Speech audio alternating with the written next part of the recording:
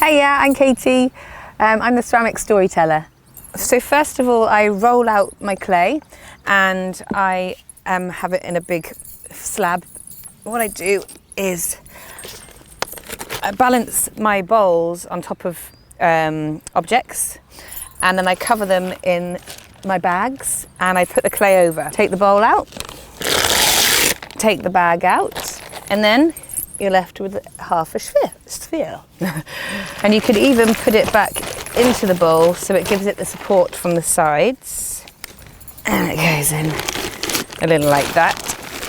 And here I've got some fresh new clay, and it is Earthstone Crank, which is a stoneware grogged clay, which is frost resistant. So it could be outside all year round. So I just take all the edge bits off, make sure it's all flat. So when it connects with the other one, they'll be flush with each other.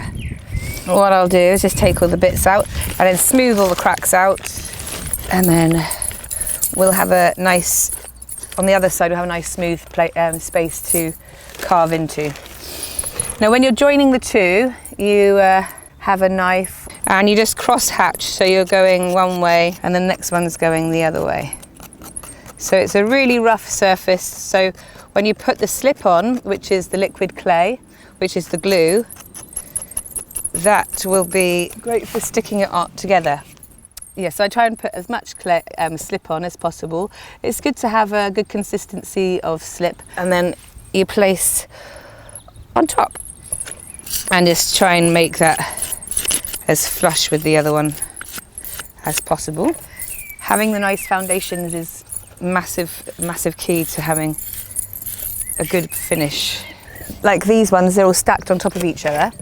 There's a hole at the top and the bottom, so I use a scaffolding pole through the centre, and to make sure every piece has the same size hole, because I've learnt from trial and error, if you make the hole a bit too small, it won't go onto the pole. So I know that this cookie cutter is the right size for me, so I'll pop it in, make my mark on it, and then because it's a bead, it has one at the top and the bottom, and then I just use my clay knife to make sure they're all the same size. And then make sure that's all smooth. And there you have a bead.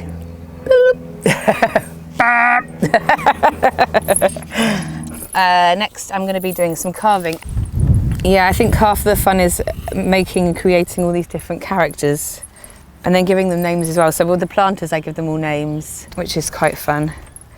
And they come into their own. I think it's really cool. People are really interested in the fact that you can move them around as well. So if you get bored of your sculpture, rearrange it, and then you'll never get bored of your sculpture. And then some of my clients buy extra pieces so they can change it about as well. So yeah, that one's done now. I think I'm going to just do some funky colours on the bits around. So it usually takes, depending on how you want to dry it, a good few days for it to dry. And how I do it technically to know if it's dry is I lick it. And if it absorbs my spit, I know that it's dry. So it like tingles on your tongue.